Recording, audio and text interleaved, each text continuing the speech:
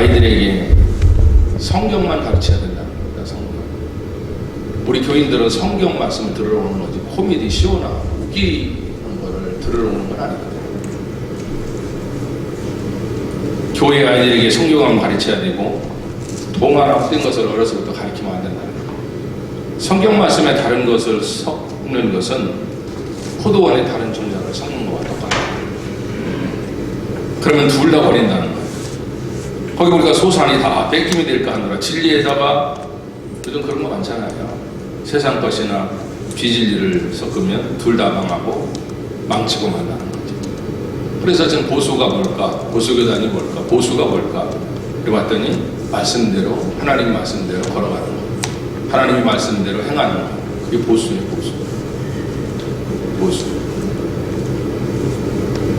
가루에다가 누룩을 섞어 놓으면 가루가 좀 부패한다는 것을 우리는 잘 압니다.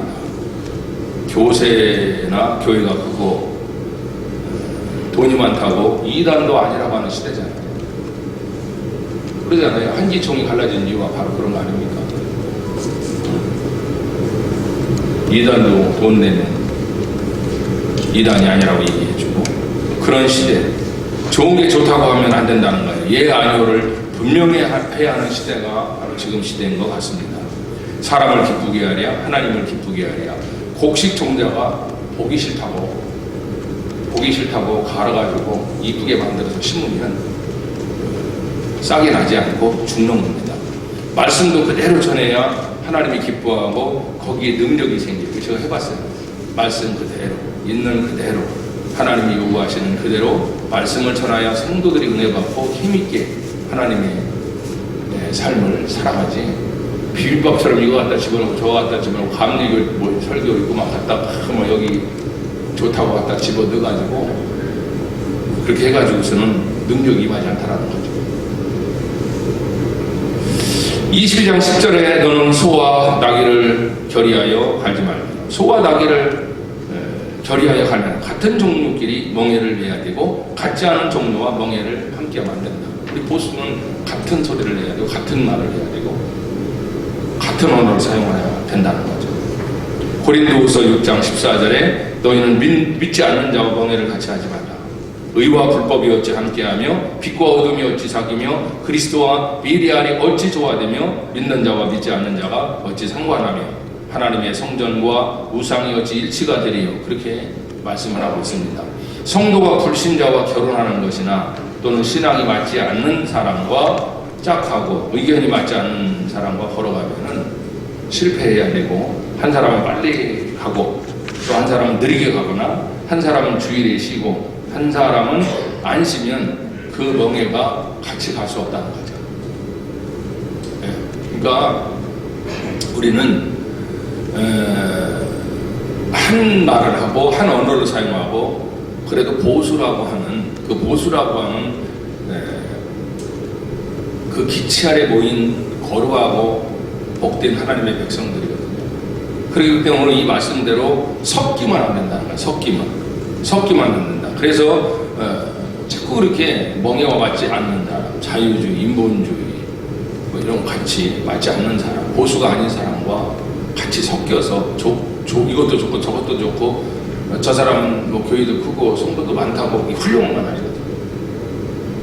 하나님은 그런 거 가지고 나중에 너 잘했다고 얘기하지 않거든요. 목반이 그렇게 얘기하면 뭐 사도 바울이나 뭐 예전에 예수님이 제자들 순교한 사람, 그분들은 뭐 다 소용없는 사람들이죠. 그러니까 자꾸 이렇게 멍에를 믿지 않는 자나 아니면 맞지 않는 자와 같이 하면 결국 교단이 갈라져야 되고 보수가 나오고 자유가 나오고 그러는 거 아니겠습니까? 앞으로는 우리가 너무 잘 알잖아요. 종교적 바벨탑이 있습니다. 교회들이 하나님의 말씀과 신앙 양심을 양보하고 또 종교적 연합과 단결로 큰 단체를 만들어서 큰 연합 사업을 하는 것입니다.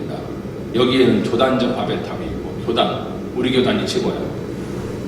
교단적 바벨탑이 있고, 교단적 바벨탑이라는 뭐냐면 진리를 양보하는 거예요.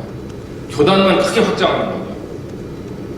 이러한 교단은 신앙으로 하나가 되어 진리를 세워나가는 일은 하지 않고 큰 교단 만드는 일에 하나가 되는 거예요. 보수도 마찬가지예요. 작은 목소리라도 12명이라도 제대로 된 색깔을 가지고 성경적으로 한 언어와 같은 말을 사용하면서 말씀을 바르게 전달해야 거기에 힘이 있고 능력이 있는 거예요. 야곱이 힘 있는 게 아니라 야고보의 배후에서 역사하시는 하나님이 힘 있던 거죠. 무슨 교세와 교단이 힘 있는 게 아니라 그 교사와 교단 뒤에서 우리가 하는 일을 바라보시는 하나님의 능력이 있는 거죠. 기도는 어떤 뭡니까? 그 보이는 그 어떤 것들과 생각하며 싸우는 것이 아니라 기도 그 보이는 것 배후에 역사하시는 하나님과 싸우는 거죠. 또 여러 교단들이 진리를 양보하고 서로 연합해가지고 거대한 세력과 단체를 만들어서 큰 세력을 쓰는 것도 종교적 바벨탑입니다. 신신학이나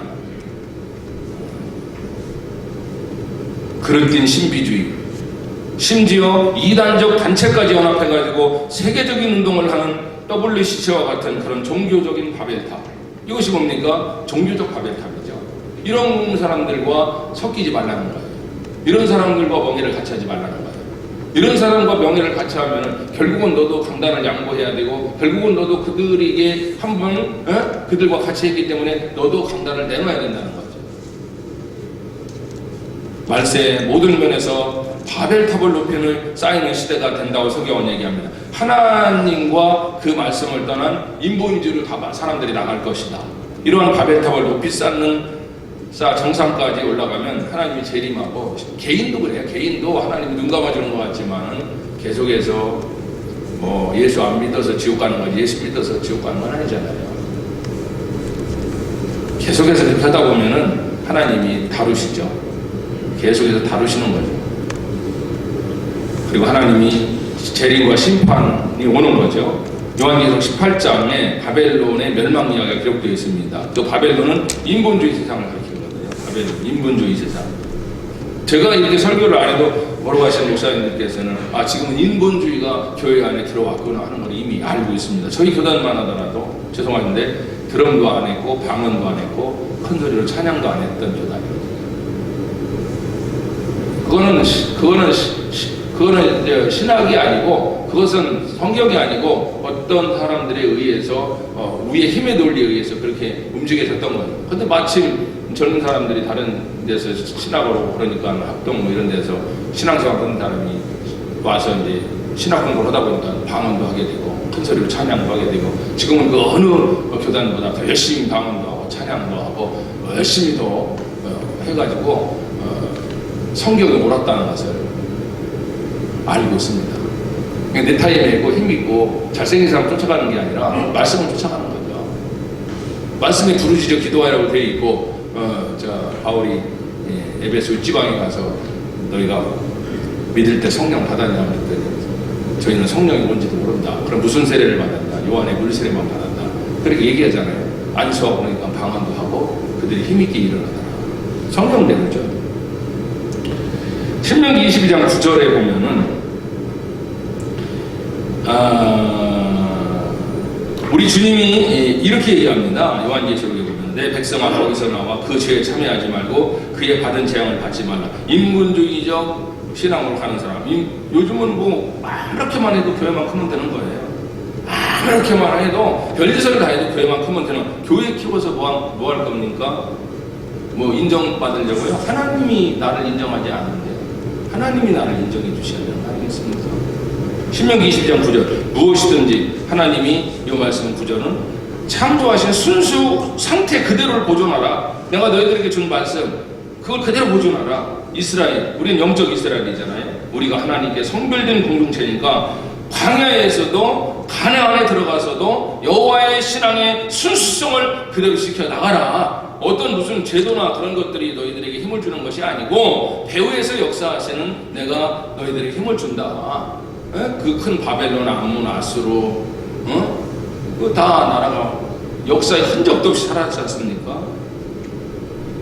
따라서 가나안 원주민인 가나안 땅에 들어가면 가나안 원주민인 이기족 풍습이나 우상문에 물들거나 타협하여 여호와의 신앙을 변질시키지 말고 순결해라 이거죠. 오늘 그 22장 9절이 그러니까 우리 보수교단 보수답게 하나님이 기뻐하시는 성경적 신앙으로 나가야 된다는 거죠.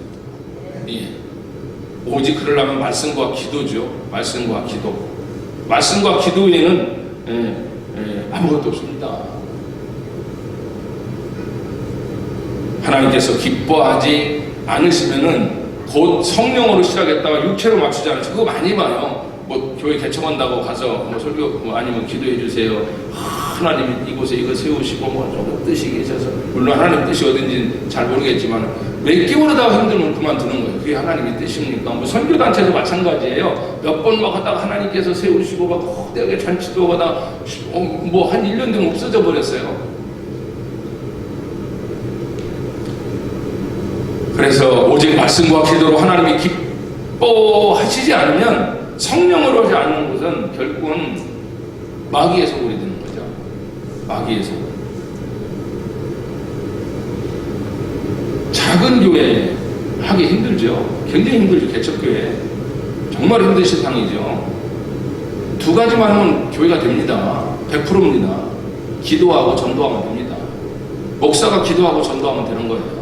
성도들보다 목사가 더 많이 기도해야 되고 목사가 더 많이 전도해야 되고 성도들보다 목사가 더 끓으면은 하나님께서 그리고 말씀대로 바르게 전하려고 하면 하나님이 안 붙일래 안 붙일 수가 없어요. 붙이셔요. 넌 그렇게 하냐? 난 맨날 이렇게 합니다. 저는 어디 안 가요. 어디 뭐 오라는 데도 없고 단체도 안 들어가고 내가 오직 회장은 보수교단 딱 한 군데 노회장 한 번 해. 노회장. 그것도 나이 먹었다고.